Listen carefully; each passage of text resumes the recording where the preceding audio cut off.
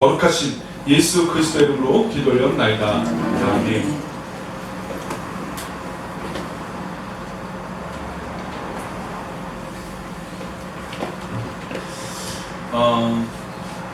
이번 주 내내 뉴스, 지금 제가 설교 때 지금 코로나19에 대해서 얘기를 안 한 적이 없어서 맨날 코로나19 얘기해서 죄송하긴 합니다.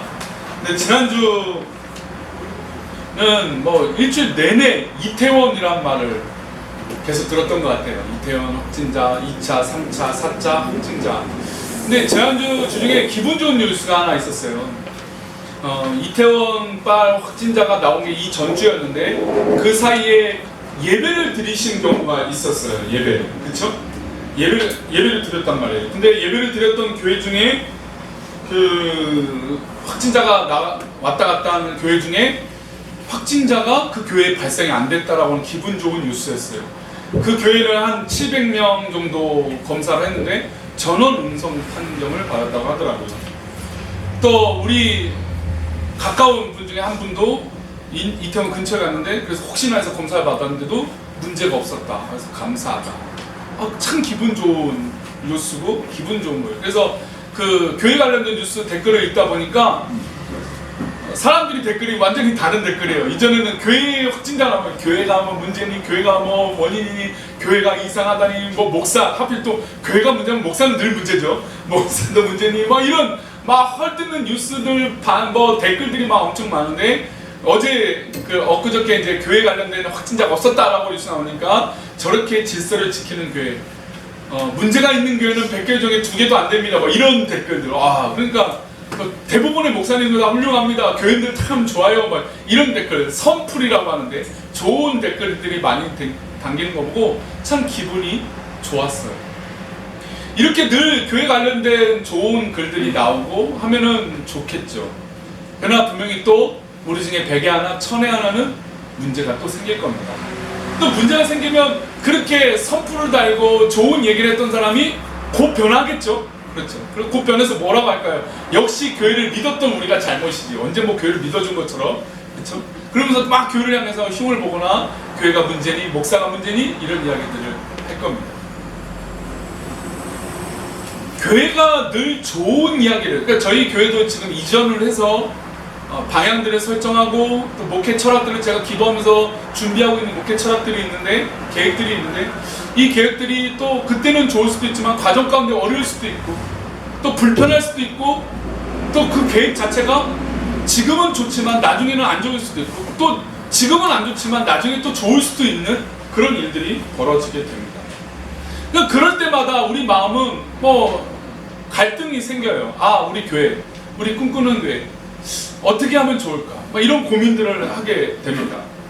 어쨌든 우리는 계속해서 믿음의 도전과 이 불편함을 감수하고 어려움들을 생각을 하면서 살아야 돼요. 내가 예수 믿는 사람이니까, 내가 기도하는 사람이니까 라고 하는 일종의 장기를 두거나 바둑을 두거나 오목을 둘 때 한 수 접어준다고 하잖아요. 그렇죠? 몇 수 접어주는 것처럼 우리는 이미 세상한테 몇 수를 접어주면서 살 때가 더 많다는 거죠.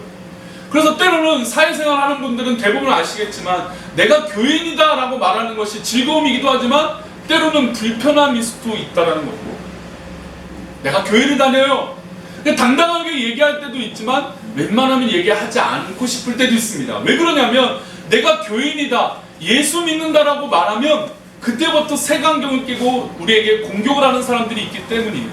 때로는 말도 안 되는 편견을 가지고 아니면 어렸을 때 교회 다니다가 상처를 받고 그 어렸을 때 교회가 전부인 이미지 갖고 교회는 원래 그런다면서, 그리고 단편적인 성경의 지식을 가지고 교회는 그러면서 왜 그렇게 행동하냐라고 하는 이 공격받기 싫어서 나는 교회 다닌다라고 하는 말을 하기 싫을 때도 있다라는 겁니다.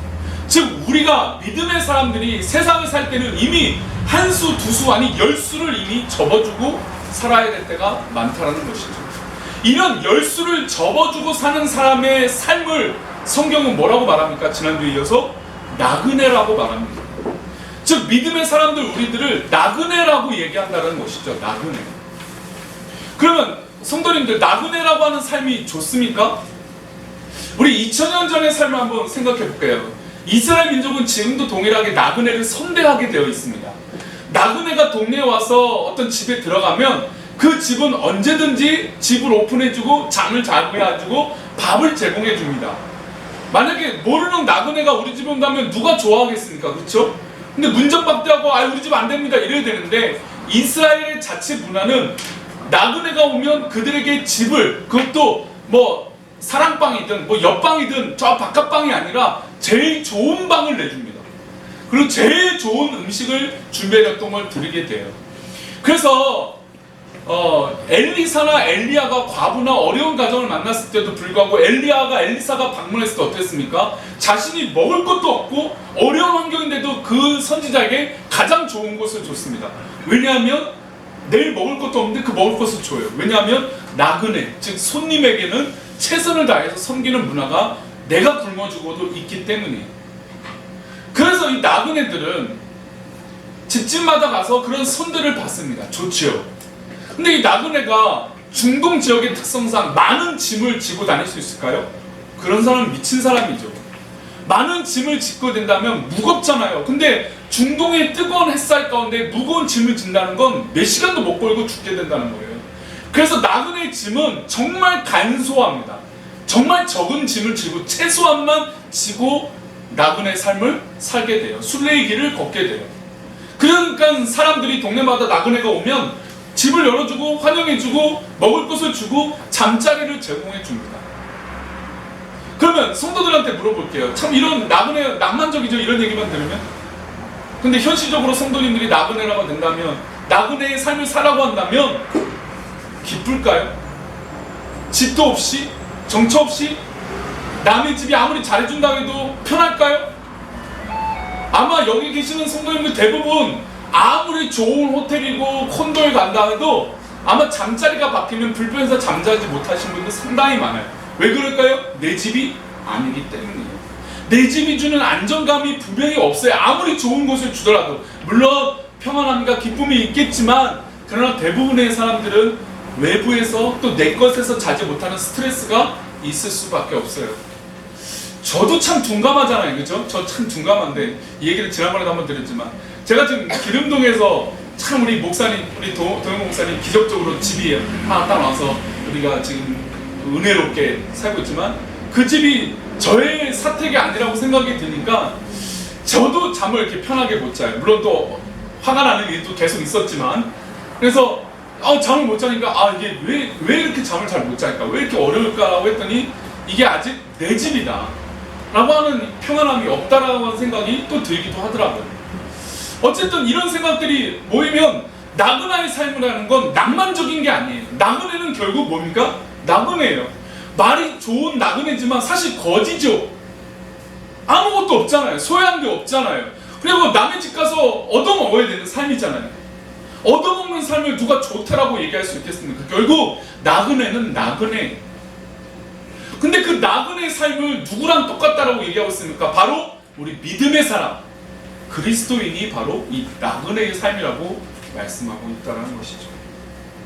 그래서 베드로 사도는 지난주에 고통, 로마의 고난과 예수 믿는 이 고난 때문에 흩어져 있는 사람들에게 편지를 쓰는 목적이 바로 이 베드로 전후서였어요. 이 베드로 전후서는 흩어졌던 나그네, 즉 유대인들을 향해서 그들에게 권면하고 힘을 내라고 얘기합니다.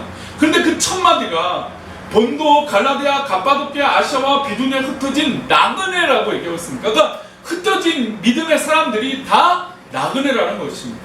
우리 믿음의 사람들, 우리 꿈꾸는 게 성도들이 이곳에 왔을 때는 참 안식을 얻고 우리 교회에서 예배당, 우리 교회 예배 드리면 얼마나 기쁨이 있어요. 그렇죠. 이렇게 예배를 드리고 이 문 밖에 나가면 또 어떻게 될까요? 바로 나그네의 삶을 살기 시작한다는 겁니다. 마치 그런 것처럼 베드로 사도는 유대인들, 즉 믿음의 백성들에게 당신들은 나그네의 삶입니다 라고 이야기합니다. 어떻게 보면 좀 처량하기도 하고, 어떻게 보면 좀 불쌍하기도 하고, 어떻게 보면 조금 안타까운 그런 마음을 담은 표현일 것이죠. 그래서 지난주 2절 오늘 읽지 않았던 이제 4절과 2절 말씀 보면 고난을 받게 된다는 것입니다. 그래서 이런 나그네, 고난받는 믿음의 사람들에게 무엇을 주느냐? 우리 3절, 우리 지난주도 읽었던 3절입니다. 3절 다시 한번 읽어보겠습니다. 시작! 우리 주 예수 그리스도의 아버지 하나님을 찬송하리로다. 그의 많으신 긍휼대로 예수 그리스도를 죽은 자 가운데서 부활하게 하심으로 말미암아 우리를 거듭나게 하사 뭘 있게 하신다고요? 산 소망이 있게 하신다고요. 사실은 1절의 나그네라고 하는 말과 3절의 산 소망은 말이 안 맞는 말입니다.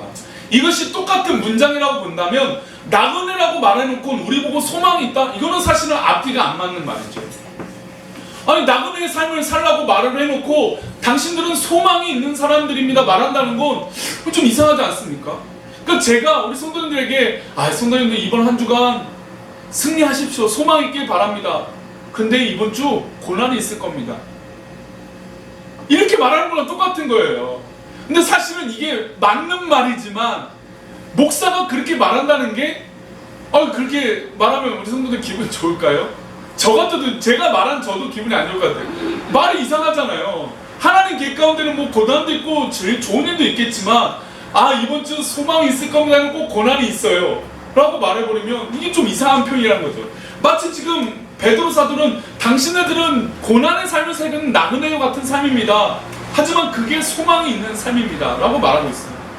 그럼 왜 어떤 의도로 왜 산 소망이 있는 사람이냐, 왜 우리가 소망을 품은 사람들이냐 라고 베드로 사도는 이야기할까요? 우리 5절 말씀 한번 보겠습니다. 5절입니다. 읽어봅니다. 시작. 너희는 말세에 나타내기로 예비하신 구원을 얻기 위하여 믿음으로 말미암아 하나님의 능력으로 보호하심을 받았느니라. 분명히 나그네라고 고난받는 삶이라고 2절 4절 이어서 계속 그런 말씀들, 그 나그네라고 하는 말씀들 우리 가운데 나오는데, 그런데 우리가 말세라고 하는 이 시대에 살고 있다는 것입니다. 그때도 말세지만 지금도 말세라는 거야. 세상이 2000년 전이든 4000년 전이든 100년 전이든 오늘날이든 앞으로 미래든 이 말세와 같은 형국은 계속되어질 거예요. 얼마나 참혹합니까?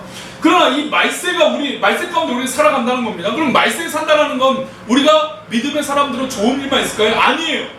말세에 살아가는 성도들은 고난 가운데 있을 수밖에 없어요. 더 많은 마귀의 유혹과 사단의 꾀임들이 더 많이 깔려있기 때문이에요. 이 말세에 우리가 살고 있어요. 근데 이 말세에 살고 있는 우리들에게 요구되는 게 첫 번째 무엇입니까? 믿음으로 말미암아요. 믿음으로. 우리가 어려운 형국이고 나그네의 삶을 살고 있지만 그 가운데 믿음으로 말미암아 사는 사람, 믿음으로 말미암아 내 모든 것들을 판단하는 사람, 무슨 일이든 이것을 믿음으로 접근하는 사람, 어떤 생각이든 어떤 판단이든 믿음으로 판단하는 사람, 그 믿음으로 말미암아 살아가는 그 사람은 하나님의 능력을 받게 된다는 것입니다. 어려운 일이든 좋은 일이든 이건 두 번째 문제고, 믿음으로 말미암아 그 현장을, 그 현실을 하나님의 능력 가운데 살게 된다는 것입니다. 그래서 소망이 있는 것이죠. 그래서 하나님의 능력으로 무엇을 받습니까? 보호를 받는다는 것입니다. 문제가 일어난 걸로 치겠습니다. 문제가 일어났을 때는 우리가 보호를 못 받는 것처럼 느껴요. 그러나 하나님의 능력 안에 지금은 내가 보호를 못 받는 것처럼 어려움이 있지만 결국 이게 끝이 아니라는 것입니다. 그래서 그게 소망인 것이죠. 우리의 소망은 지금 있는 이 현실이 끝이 아니라는 것입니다. 이 현실 끝에 넘어서 하나님의 보호하심과 인도하심이 우리 사랑하는 성도들 가운데 있는 줄 믿습니다. 그게 바로 믿음으로 말미암아 어떻게 됩니까? 하나님의 능력으로 보호하심을 받는 성도들이에요. 그래서 좋은 일이든 안 좋은 일이든 힘든 일이든 편한 일이든 기쁜 일이든 슬픈 일이든 그 모든 일들 가운데 하나님 앞에 믿음으로 접근하면 믿음으로 말미암아 하나님의 능력으로 보호하심을 받는다는 것입니다. 근데 이 보호하심은 당장 변화되는 일도 있지만 당장 변화되지 않는 일도 있을 수 있다는 것입니다. 왜 그럴까요? 나그네의 삶은 우리 생이 마감되기까지 계속되어지기 때문이에요. 지금 이렇게 흩어진 사람들은 본도, 갈라디아, 갑바도키아, 아시아 비둥이에요. 즉 유대인들이라 치면 예루살렘에 사는 사람들이 터키 북쪽 지방까지 쭉 올라가서 사는 거예요. 쉽겠습니까? 자기 집을 떠나서 사는 사람들이 쉽겠어요? 게다가 자기가 잡히면 죽는데 그 죽음을 각오하고 흩어졌던 이 유대인들, 크리스찬들이 얼마나 편하겠습니까? 어렵잖아요. 내 집도 아닌데.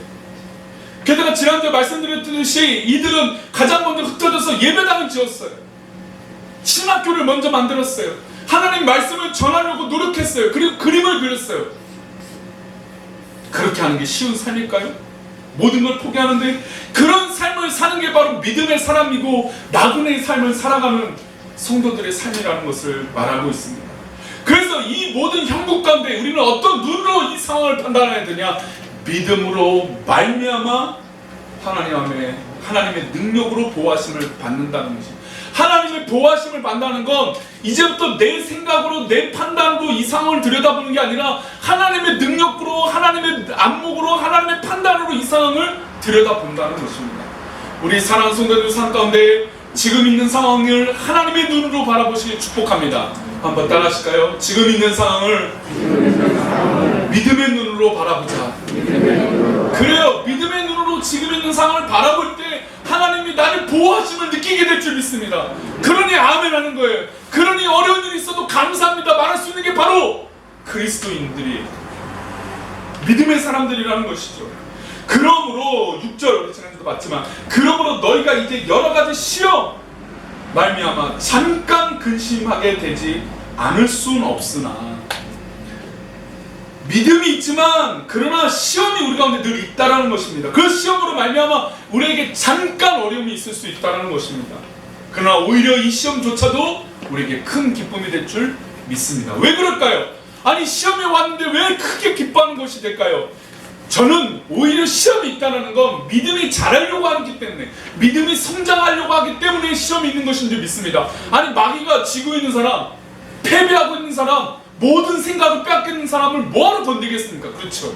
믿음이 자라려고 하는 사람, 믿음이 성장하려고 하는 사람들을 건든다는 거죠. 그럼 오히려 믿음의 눈으로 볼 때 내가 시험받고 어려움을 겪는다는 건, 지금 이 상황을 하나님께서 오히려 더 기뻐하시는 것이구나. 그러니 믿음으로 바라보게 되니 나도 어떻게 될까요? 더 기뻐하게 되는 것입니다.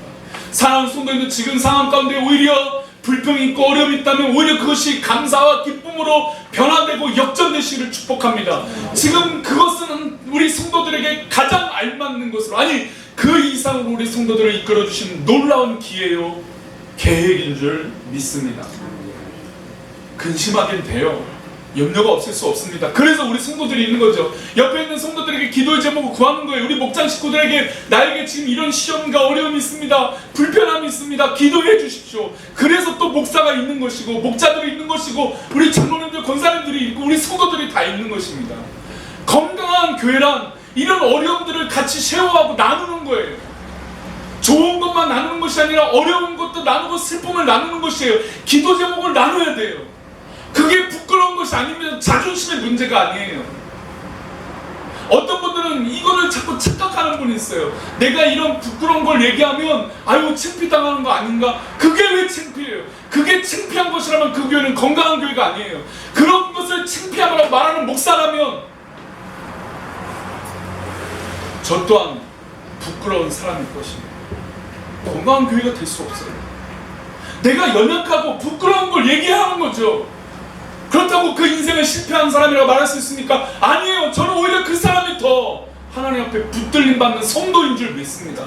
내 부끄러움을 나누는 거예요. 내 어려움을 나누는 거예요. 내 부족함을 나누는 거예요. 그래서 함께 기도해달라는 거예요. 도와달라는 게 아니잖아요. 그렇다고 그런 얘기한다고 해서 뭐 돈을 줍니까? 뭘 줍니까? 그렇게 주는 성도가 얼마나 있겠어요? 없잖아요, 우리 사이는. 그러나 기도해 준단 말이에요. 무엇보다 가장 소중한, 기도해 줄 수 있는 동역자가 가장 소중한 동역자 아닙니까? 우리 꿈꾸는 교회는 바로 이런 건강한 공동체가 되어져야 돼요. 내 부끄러운 치부를 얘기해도 놀림거리나 웃음거리가 되는 게 아니에요. 자존심을 세우는 공동체가 아니에요. 뭔가 인정받는 공동체가 되어져서는 더더욱 안 돼요. 그래서 오히려 직분을 얻게 되면, 직분자가 되면 될수록 오히려 하나님 앞에 겸손하게 무릎 꿇는 기도자가 되어져야 됩니다. 그러니 우리 마을 가운데, 우리 입술 가운데 권사가, 장로가, 목사가 라고 하는 표현은 그래서 나오는 거예요. 왜냐하면 우리 생각 가운데 기도하시는 분들이 되어져야 하기 때문이에요. 그런 의미로 우리 사랑하는 성도들, 우리 공동체는 정말 서로를 위하여 그렇게 뜨겁게 기도해주는 공동체가 되기를 축복합니다. 그러니 소망이 더욱더 생기는 거 아닐까요? 믿음으로 이 상황들을 바라보니까 우리에게 기도하는 동역자가 있고, 이 기도하는 동역자를 위해서 내 기도 제목을 말하고, 내 속상함을 말하고, 내 억울함을 말하고, 내 불편함을 말하고, 그래서 우리 성도들에게 힘을 내서 우리 함께 기도하자. 그러면 하나님의 보호하심을 경험하게 될 줄 믿습니다.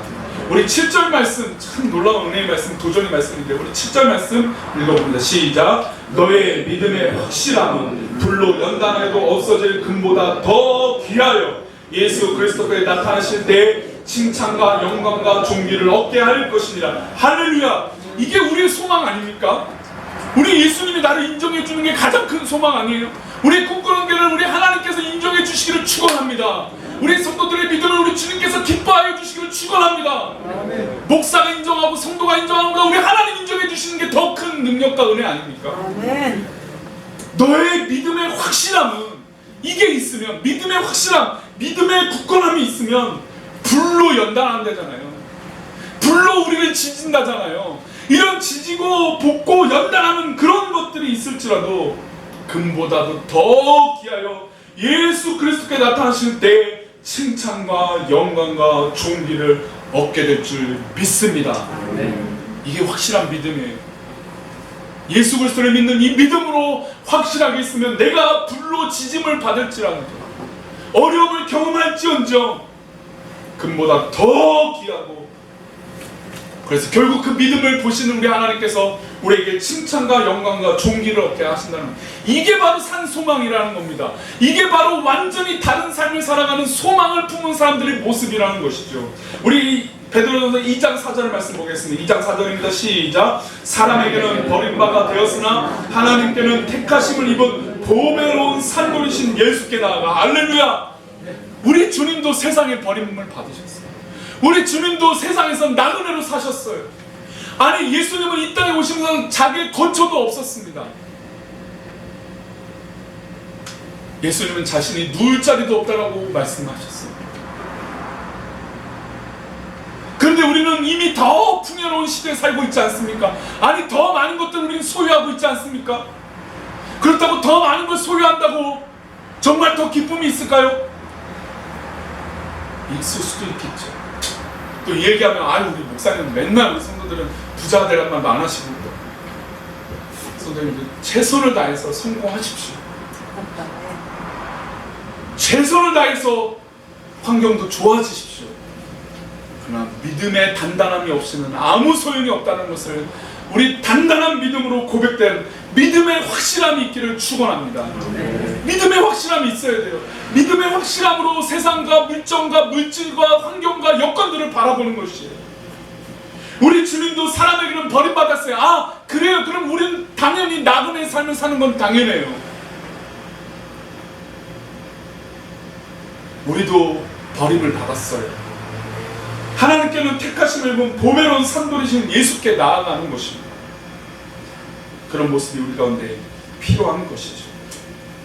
그래서 베드로전서 2장 5절에 이렇게 말합니다. 너희도 산돌같이 신령한 집으로 세워지고, 예수님이 산돌이 되어지고 집으로 세워진 것처럼 우리도 어떻게 해요? 산돌로 신령한 집으로 세워지라는 것입니다. 산돌의 기초는 바로 예수 그리스도가 되시는 거겠죠. 그 그리스도의 믿음 안에서 우리가 집을 잘 지어야 돼요. 믿음의 집을 잘 지어야 됩니다.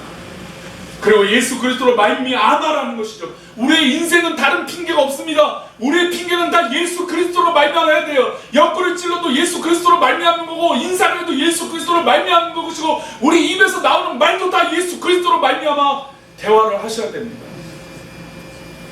그러면 하나님이 기뻐하게 받으실 신령한 제사를 드린 거룩한 제사가 됩니다.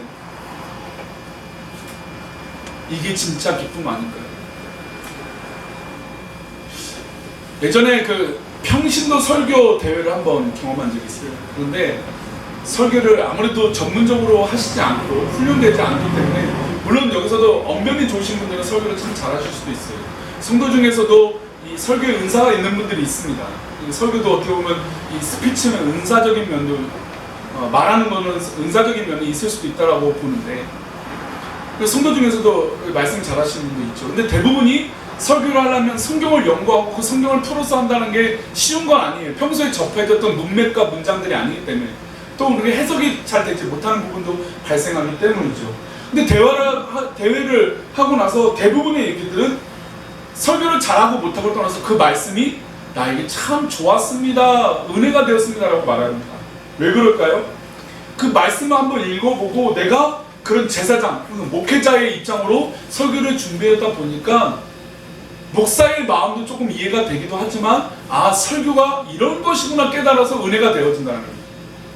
근데 지금 보니까 신령한 제사를 드린 거룩한 제사장이 된다는 거예요. 우리의 삶이 세상에 나가서 제사장의 삶이 되어져야 된다는 겁니다. 그러면 가짜 믿음, 약한 믿음을 어떻게 세상에 나가서 제사 예배를 인도할 수 있습니까? 안 된다는 거죠. 그래서 우리의 삶은 따라해 보겠습니다. 믿음으로 말미암아.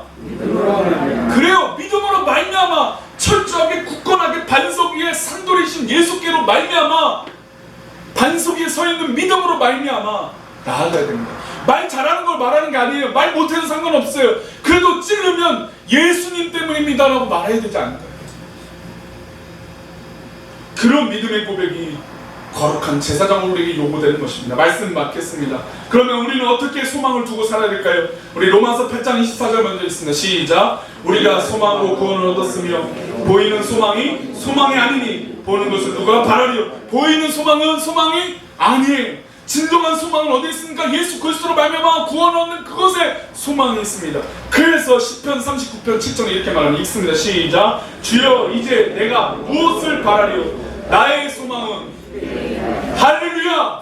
우리 사랑하는 성도들의 삶은 오직 소망 모든 것은 주님께 있기를 축원합니다. 우리 성도들의 삶의 가치와 능력과 바른 모든 것은 오직 주님 앞에 있기를 축원합니다. 이게 바로 소망을 품은 사람들의 모습인 것입니다. 이렇게 믿음으로 사시기를 축원합니다. 기도하겠습니다. 하나님 아버지 감사합니다. 우리 모든 사랑하는 성도들의 삶에 소망이 넘치게 하여 주시고 이 소망